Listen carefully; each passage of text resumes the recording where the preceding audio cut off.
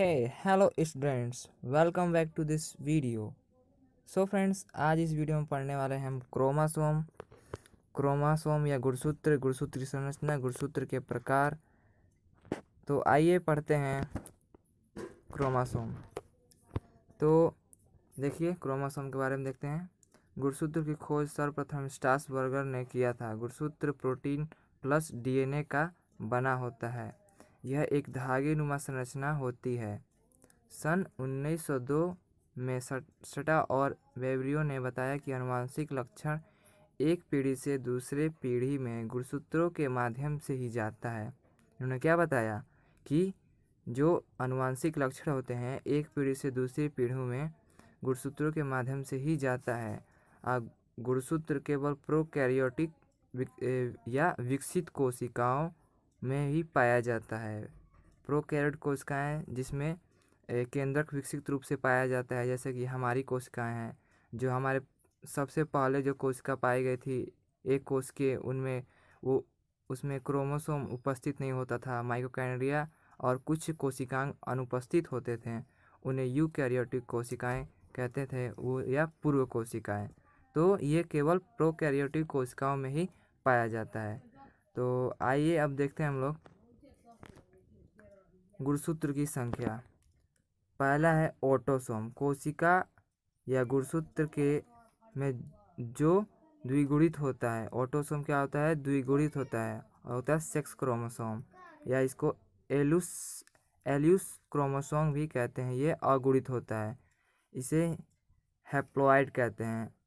द्विगुणित होता है, गुणसूत्रों की संख्या पूर्ण होती है। इसमें द्विगुणसूत्र संख्या पूर्ण होती है, इसमें 2n होती है। डिप्लॉयड में गुणसूत्रों की संख्या पूर्ण होती है, जिसे 2n से प्रदर्शित करते हैं। उसके बाद है हमारा हैप्लॉइड। हैप्लॉइड में क्या होता है? इसमें गुणसूत्र की संख्या आधी होती है, इसमें n होती है। इसमें केवल हैप्लॉइड में गुणसूत्र की संख्या कितनी होती है? n होती है। तो आइए अब देख लेते हैं कुछ। तो आइए हम देख लेते हैं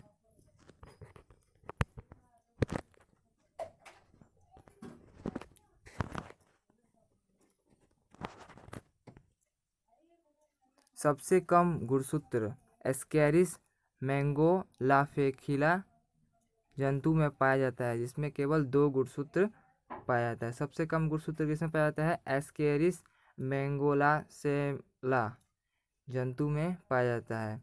उसके बाद सबसे अधिक गुणसूत्र रेडियोलेरियास समूह के एलोकैथा नामक जंतु में पाया जाता है, जिसमें 2n। इसमें कितना होता है गुणसूत्र? 1600 गुणसूत्र पाया जाता है। इसमें रेडियोलेरियासिम के एलोकैथा नामक जंतु में 1600 गुणसूत्र, सबसे अधिक गुणसूत्र पाया जाता है। तो ये था क्रोमोसोम इन एनिमल्स। तो अब आइए देख लेते हैं हम लोग chromosome in plants. Chromosome in plants तो देखते हैं। पौधों में सबसे कम गुणसूत्र फ्लोरोपेपर्स ग्लिसरीज नामक पादप में पाया जाता है। इसमें केवल 4 गुणसूत्र ही पाया जाता है। किसमें? फ्लोरोपोर्पस ग्लिसरीज नामक पादप में केवल 4 गुणसूत्र ही पाया जाता है।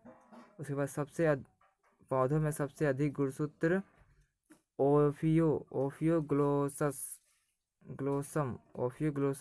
टेरिडोफाइट्स में एक जीव हैं, उनमें सबसे अधिक गुणसूत्र पाया जाता है। लगभग 1200 गुणसूत्र उसमें पाया जाता है। तो ये था क्रोमोसोम इन प्लांट्स, सबसे कम और सबसे अधिक। अब आइए देख लेते हैं हम गुणसूत्र की संरचना। तो गुणसूत्र की संरचना कैसे होगी? तो आइए हम देखते हैं। गुणसूत्र 2 क्रोमेटाइड्स से मिलकर बना होता है। 2 क्रोमेटाइड्स से मिलकर बना होता है। अभी इसको चित्र के माध्यम से हम आपको समझाएंगे। तो अब देखते हैं आगे। गुणसूत्र के मध्य एक बिंदु स्थित होता है, जिसे गुणसूत्र बिंदु कहते हैं। और गुणसूत्र के एक पाली को बाजू या इंग्लिश में हैंड कहते हैं, पी हैंड। तो आइए देख लेते हैं इसको चित्र के माध्यम से हम इसको समझते हैं। तो जैसा कि आप यहाँ चित्र में देख सकते हैं, ये है एक क्रोमोसोम। ये एक क्रोमोसोम है, जैसा कि आप देख सकते हैं यहाँ पे। ये है इसका शॉर्ट आर्म, इसका शॉर्ट आर्म है।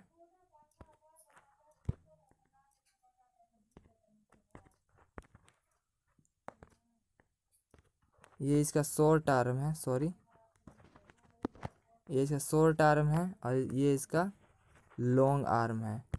और ये क्या है, सिस्टर क्रोमोसोम्स। ये है सेंटर में, ये सेंटर में स्थित है, तो ये सेंटर क्रोमोसोम्स कहेंगे। तो आगे ये है एक क्रोमोसोम की संरचना। इसमें ये सेंट्रोक्रोमो है, सेंट्रोक्रोमो, ठीक है। इसे क्रोमोसोम बिंदु, गुणसूत्र बिंदु भी कहते हैं। तो अब आइए देखते हैं आगे। गुणसूत्र बिंदु के आधार पर गुणसूत्र निम्न प्रकार के होते हैं। गुणसूत्र बिंदु की स्थिति के आधार पर गुणसूत्र निम्न प्रकार के होते हैं। तो आइए देखते हैं। तो पहला है अंतःकेंद्री, इसको क्या कहते हैं, टेलोसेंट्रिक क्रोमोसोम। उसके बाद है अग्र बिंदु, दूसरा है हमारा अग्र बिंदु, एक्रोसेंट्रिक क्रोमोसोम। उसके बाद है मध्य बिंदु, सब मेटासेंट्रिक क्रोमोसोम। तीसरा क्या है, मध्य बिंदु, सब मेटासेंट्रिक क्रोमोसोम। उसके बाद है हमारा चौथा मध्य केंद्री, मेटासेंट्रिक क्रोमोसोम। चौथा क्या है स्टूडेंट्स, मध्य केंद्री मेटासेंट्रिक क्रोमोसोम। तो अब आइए इसको एक एक करके पढ़ते हैं और इसको चित्र के माध्यम से बहुत अच्छे से हम लोग समझेंगे। तो चलते हैं। तो पहला क्या है, टेलोसेंट्रिक क्रोमोसोम। तो देखते हैं टेलोसेंट्रिक क्रोमोसोम क्या होता है, इसकी संरचना क्या होती है। तो देखिए, इसमें गुणसूत्र बिंदु गुणसूत्र के एक ही ओर स्थित हो जाता है, गुणसूत्र के एक ही ओर स्थित हो जाता है, जिसे अंतःकेंद्री गुणसूत्र कहते हैं। तो आइए इसको चित्र के माध्यम से समझते हैं। तो जैसा कि आप चित्र देख सकते हैं, ये है टेलोसेंट्रिक क्रोमोसोम। ये देखिए गुणसूत्र बिंदु कहाँ स्थित है, एकदम ऊपर, एकदम स्ट्रेट, एकदम स्थित है। तो इसे क्या कहेंगे, टेलोसेंट्रिक क्रोमोसोम। जैसे कि आप चित्र देख सकते हैं, इसका सेंट्रोसोम या गुणसूत्र बिंदु सबसे ऊपर स्थित है, ठीक है।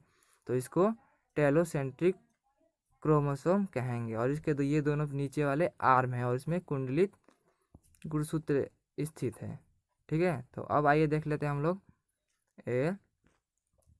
दूसरा जो हमारा है एरोसेंट्रिक क्रोमोसोम। एरोसेंट्रिक क्रोमोसोम देखिए क्या होता है फ्रेंड्स।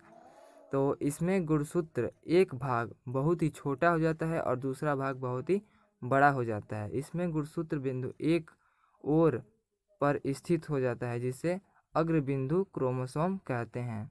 इसमें क्या होता है, इसमें एक गुणसूत्र का एक भाग या एक बाँह बहुत छोटा हो जाता है और एक भाग बहुत बड़ा हो जाता है, और ये बिंदु एक ही ओर ही स्थित होता है। इसे क्या कहते हैं, एक्रोसेंट्रिक क्रोमोसोम, अग्र बिंदु क्रोमोसोम गुणसूत्र कहते हैं। तो आइए इसको चित्र के माध्यम से समझते हैं हम लोग।